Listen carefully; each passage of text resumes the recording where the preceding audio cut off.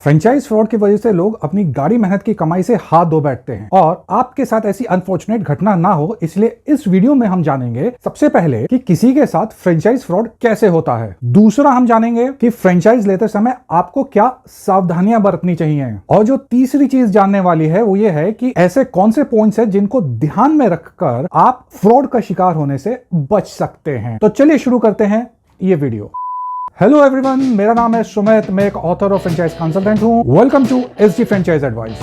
ये एक जिंदगी का फैक्ट है कि जहां पर पैसा है वहां फ्रॉड है और फ्रेंचाइज बिजनेस भी इससे अछूता नहीं है। आजकल फ्रेंचाइज फ्रॉड के केसेस बढ़ते जा रहे हैं मगर अनफॉर्चुनेटली इस टॉपिक पर ज्यादा बात नहीं होती है, इसलिए मैंने सोचा कि क्यों ना इस टॉपिक पर एक वीडियो बनाकर इस चर्चा को शुरू किया जाए। मगर ये चर्चा तभी सक्सेसफुल हो सकती है जब आप इसमें पार्टिसिपेट करें और अपना एक्सपीरियंस शेयर करें। आप या आपके पहचान में किसी के साथ फ्रेंचाइज फ्रॉड की कोशिश हुई हो या फ्रॉड का शिकार हुए हो तो नीचे कमेंट करके जरूर बताइएगा, जिससे आपके एक्सपीरियंस से लोग सीख कर खुद को बचा सकें और ये एक तरह से बहुत बड़ी हेल्प होगी दूसरे लोगों के लिए। आते हैं हमारे टॉपिक पर और समझते हैं कि फ्रेंचाइज फ्रॉड कैसे होता है। बेसिकली फ्रेंचाइज फ्रॉड 3 तरीकों से होता है। पहले तरीके में लोग कोई फेक कंपनी बनाकर उसकी फ्रेंचाइज देने के नाम पर ठगी करने की कोशिश करते हैं। दूसरे तरीके में किसी जेन्युइन कंपनी की फ्रेंचाइज दिलाने के नाम पर पैसा निकलवाने की कोशिश होती है और तीसरे केस में किसी जेन्युइन कंपनी के रिप्रेजेंटेटिव बनकर फ्रेंचाइज देने के नाम पर फ्रॉड किया जाता है। तो सबसे पहले हम ये समझते हैं कि जो लोग फेक कंपनी बनाकर ठगी करने की कोशिश करते हैं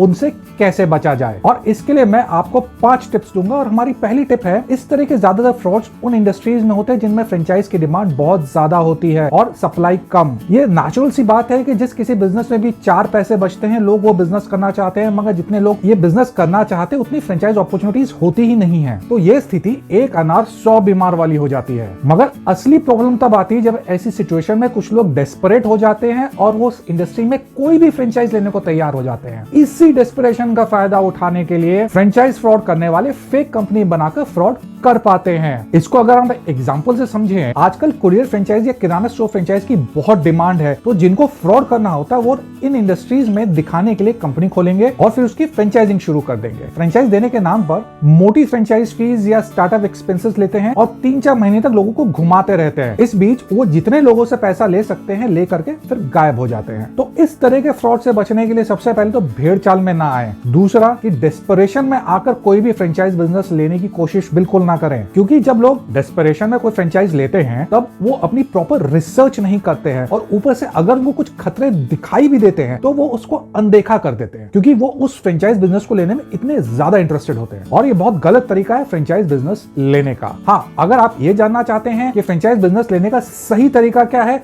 तो आपको ये ऊपर वाला वीडियो देखना चाहिए। तो चलिए जानते हैं हमारी दूसरी टिप, जो है कि फ्रॉड की इंटेंशन से शुरू किया गया बिजनेस ज्यादातर कुछ महीने पुराना ही होता है और कंपनी कितनी पुरानी है ये आपको खुद पता करना, ना कि कंपनी द्वारा कही गई बात को जस का तस मान लेना है। और ये पता करने का एक बहुत सिंपल तरीका है कि जहां भी कंपनी का ऑफिस हो उसके आसपास के बिजनेस एस्टेब्लिशमेंट से ये पूछा जा सकता है कि वो कंपनी वहां पर कब से है, और फिर जो उन लोगों के उत्तर मिलेंगे उससे ये साफ हो जाएगा कि कंपनी कितने समय से वहां पर बिजनेस कर रही है। चलिए जानते हैं next tip, but please don't forget to subscribe the channel and press the bell icon. और हमारी तीसरी टिप है कि आज के समय में सभी बिजनेसेस की वेबसाइट और सोशल मीडिया अकाउंट होते हैं। आप कंपनीज के सोशल मीडिया अकाउंट पर जाकर ये पता कर सकते हैं कि उन्होंने कब से पोस्ट डालनी शुरू की हैं, और ये आपको एक आइडिया दे देगा कि वो कंपनी कब से उस बिजनेस में है। साथ ही में आप उस बिजनेस का जस्ट डायल या जोमेटो और गूगल माई बिजनेस पर भी रिव्यू देख करके जान सकते हैं वो बिजनेस कितना जेन्युइन है, क्योंकि जितने भी फ्रॉड बिजनेसेस होते हैं वो अपने डिजिटल फुटप्रिंट्स कम से कम छोड़ने की कोशिश करते हैं और इसलिए वो सोशल मीडिया पर होते हैं, ना ही वो जस्ट डायल या जोमेटो या गूगल माई बिजनेस पर अपनी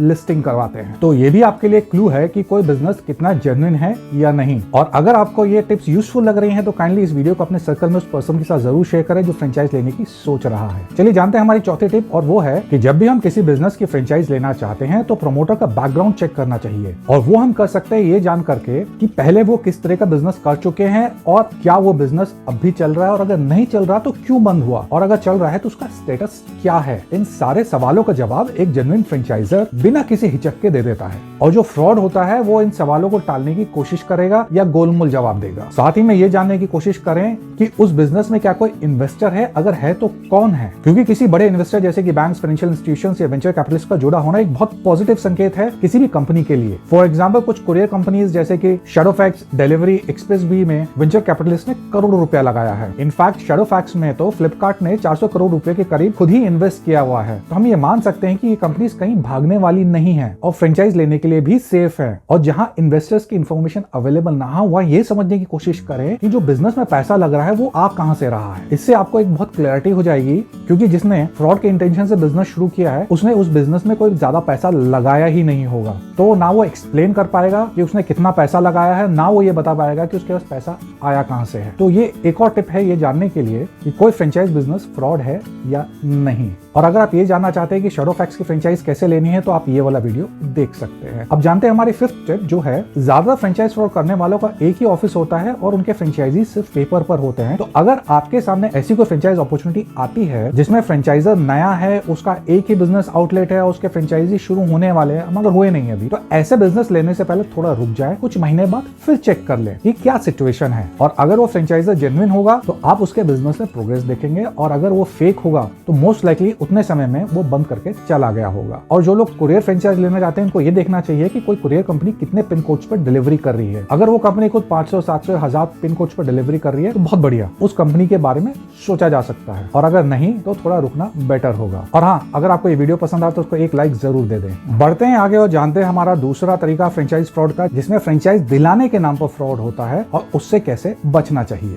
इस केस में फ्रॉड करने वाले इंटरेस्टेड पार्टी को कॉन्टैक्ट करते हैं, खुद को किसी जानी मानी कंपनी का एजेंट बताते हैं या ये कहते हैं कि उनकी कंपनी में जान पहचान है और वो उसकी फ्रेंचाइज दिला सकते हैं, मगर उसके लिए कुछ एडवांस देना पड़ेगा। इसके बाद कुछ केसेस में तो फ्रॉड करने वाले कॉल करके और पैसा मांगते हैं और कहानी देते कि फ्रेंचाइज तो मिलने ही वाली है, बस कंपनी का मैनेजर या कंपनी और पैसा मांग रही है। और ऐसा तब तक चलता रहता है जब तक सामने वाला पैसा देने से मना नहीं कर देता। इस तरह के केस में बचने के लिए आपके लिए टिप ये है कि कोई भी फ्रेंचाइजिंग कंपनी बिना फ्रेंचाइज रिक्रूटमेंट प्रोसेस पूरा हुए पैसा नहीं मांगती है। तो अगर कोई एडवांस मांगता है तो साफ मना कर दें। अच्छा, आप खुद एक चीज सोच कर देखिए कि अगर किसी कंपनी के फ्रेंचाइज बिजनेस की डिमांड बहुत ज्यादा है और उसके पास खुद सामने से लोग चलकर आ रहे हैं तो उसको किसी एजेंट की क्या जरूरत है अपनी फ्रेंचाइज बेचने के लिए। दूसरा पॉइंट यहाँ है कि जितनी भी बड़ी कंपनीज होती हैं वो अपने फ्रेंचाइजीज की एक प्रोफाइल बना लेती हैं और जो व्यक्ति उस प्रोफाइल में फिट बैठता है उसी को फ्रेंचाइज देती हैं, और जो व्यक्ति उस प्रोफाइल में फिट नहीं बैठता उसको फ्रेंचाइज नहीं मिलती है। और पैसा दे करके वो फ्रेंचाइज प्रोफाइल ऊपर नीचे नहीं करवाई जा सकती। यहाँ आपके लिए सबसे बढ़िया टिप ये है कि आप खुद फ्रेंचाइज अपॉर्चुनिटीज के लिए डायरेक्टली अप्लाई कर सकते हैं, जैसे कि Amul franchise, Jio mart franchise, Amazon courier franchise, Nestle franchise, Amazon easy store franchise, Ekart logistics franchise. जी हाँ, इन सब के लिए आप डायरेक्टली अप्लाई कर सकते हैं। और अगर आप ये जानना चाहते हैं कि इनके लिए कैसे अप्लाई करना है तो उन पर मैंने कुछ वीडियोस बनाए हैं जो आप यहाँ देख सकते हैं। तो चलिए बढ़ते हैं आगे और जानते हैं हमारा तीसरा केस, जिसमें किसी जेन्युइन कंपनी के रिप्रेजेंटेटिव बनकर फ्रेंचाइज देने के नाम पर फ्रॉड कैसे होता है। इस केस में फ्रॉडस्टर खुद को कंपनी का रिप्रेजेंटेटिव या फ्रेंचाइज मैनेजर बताता है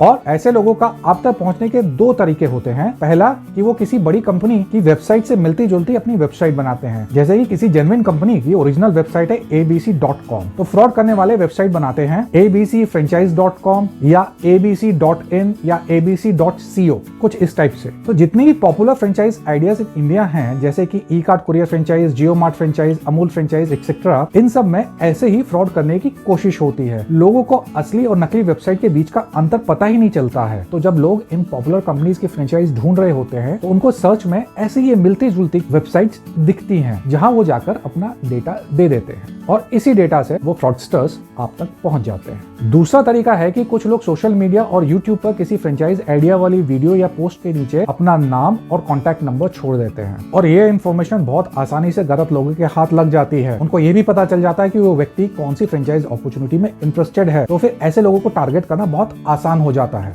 इस फ्रॉड से बचने के लिए फॉलोइंग टिप्स यूज करें। पहली टिप है कि आप जिस कंपनी की भी फ्रेंचाइज लेना चाहते हैं सिर्फ उसकी ऑफिशियल वेबसाइट पर ही कॉन्टैक्ट करें, और अगर कोई कंफ्यूजन है कौन सी वेबसाइट असली है तो उस कंपनी के किसी भी सोशल मीडिया अकाउंट पे जाकर के आप उसकी ओरिजिनल वेबसाइट चेक कर सकते हैं, वहां आपको उसका लिंक मिल जाएगा। दूसरी टिप है कि जितनी भी जेन्युइन कंपनीज होती है वो अपनी फ्रेंचाइज इंफॉर्मेशन व्हाट्सएप या जीमेल अकाउंट वाले ईमेल आईडी से नहीं भेजती हैं। वो सारी इंफॉर्मेशन अपने ऑफिशियल ईमेल आईडी से शेयर करती हैं, और वो ईमेल एक्चुअली में उस कंपनी से आया है ये आप पता कर सकते हैं उसके ईमेल एड्रेस से। देखिए, तो हम जानते हैं ईमेल एड्रेस के दो पार्ट होते हैं। पहले पार्ट @ से पहले होता है, दूसरा @ के बाद होता है। तो @ से बाद वाला हिस्सा वही होना चाहिए जो वेबसाइट पर है। जैसे कि अगर वेबसाइट www.abc.com है तो ईमेल में भी @ के बाद abc.com ही होना चाहिए, और @ से पहले उस व्यक्ति डिपार्टमेंट का नाम होगा जहां से वो मेल आई है। सपोज करिए किसी इंडिविजुअल ने भेजा है, सपोज मैंने कल भेजा है, तो वो हो जाएगा sumit@abc.com। तो इस बात पर ध्यान दें कि आपको कौन सी ईमेल आईडी से इंफॉर्मेशन शेयर